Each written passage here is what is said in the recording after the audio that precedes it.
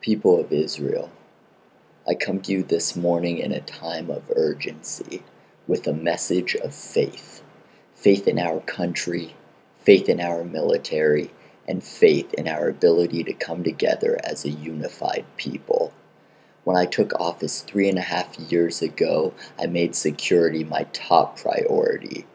I vowed to protect our country with all of the resources available to me as Prime Minister. I made it clear that any attack against our civilians or our military establishments would be met with a swift response, and I warned our enemies that these responses would be unrelenting. From the beginning, the greatest threat to our country was Iran and its proxies, Hezbollah and Hamas. With every hateful statement the president of Iran made, more arms flowed to Lebanon and Gaza. With every Holocaust denial and vow to remove Israel from the face of the map, another plot against Israel was being hatched. All the while, the same country publicly calling for the destruction of Israel was investing in nuclear power. The week I was elected, I said that Iran seeking a nuclear weapon constituted the gravest threat to our country since the War of Independence. These past 3 years have only shown this to be true. As our friends and allies across the globe pushed for sanctions against Iran, we went along with their programs. This administration has lobbied for tougher sanctions in every international forum. While the military option against Iran has always been on the table, it has always been secondary to sanctions and diplomatic discussions. As a prime minister who cares deeply for every one of my citizens, I would never risk an Israeli life unless it was absolutely necessary. So we went to the UN, the EU, the United States, and sanctions were drawn up. And they had a crippling effect on Iran's economy, causing political unrest in the country and raising costs of living to exorbitant highs. Unfortunately, the Iranian regime's resolve to wipe Israel from the map outweighs the concerns of its citizens, and the sanctions did nothing to slow down Iran's nuclear enrichment, further underscoring its desire to obtain nuclear weapons. After years of sanctions, a decision had to be made.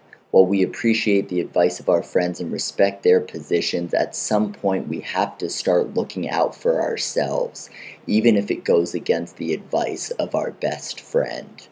Attacks against Israeli civilians in Israel and abroad clearly show that Iran has no intention of backing down from its rhetoric. Recently, the Ayatollah himself, Iran's supreme leader, said that the fake Zionist regime will disappear from the landscape of geography. I come to you this morning to announce that we are here to stay. After years of waiting for sanctions to stop Iran's nuclear program, the cabinet and I met and we made a decision that needed to be made to save our great nation.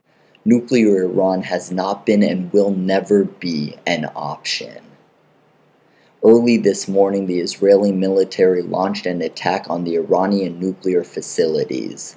The pre-dawn strike lasted most of the night as our Air Force, Navy, and Army worked together in a coordinated attack to hit every nuclear site we could, to set the proliferation of nuclear weapons back by as many years as possible. Iran had repeatedly stated over the past 3 years that any Israeli attack would be met by Iran's entire arsenal, including a response from Syria, Lebanon, and Gaza. We do not know yet how far back the nuclear program has been set, nor do we know how quick or widespread the response from the Iranian regime will be. What we do know is that we are the state of Israel, a state born out of David's slingshot and a people whose resolve would not be broken. Our ancestors crawled to our homeland from the depths of the hell of Europe, from the killing fields of Russia and the gas chambers of Auschwitz.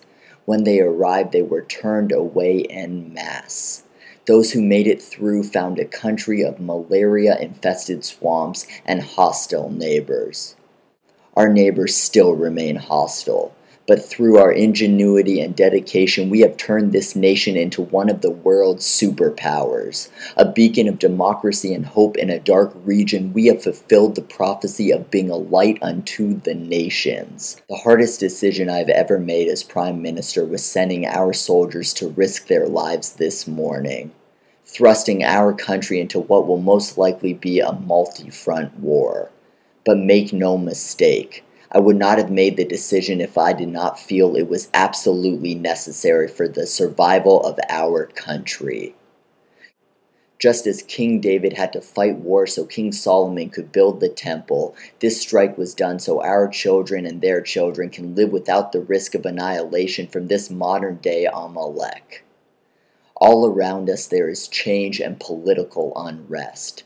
There is civil war, there are atrocities being committed, and there are more weapons pointed at Israel than we have ever seen. People of Israel, our country is the strongest it has ever been. Never before have we been more capable of dealing with the regional threats we always face. We have one of the greatest militaries in the world. We have the Iron Dome missile defense system, and we have soldiers willing to do whatever it takes to defend our great state. I am here this morning to announce that I will use everything at my disposal to ensure the safety of this nation. I will respond to any attacks with swift and unrelenting might, and I will show the regional enemies who have made the destruction of the Jewish state their main priority that we will not be silenced, we will not be wiped off the face of the map, and we will not be annihilated.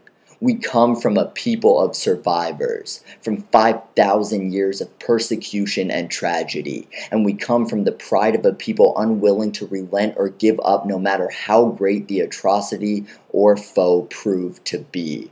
Amidst the uncertainty I bring to you this morning, there is no doubt in my mind that we made the correct decision, that this strike was the necessary move, that we will come out of this war victorious yet again.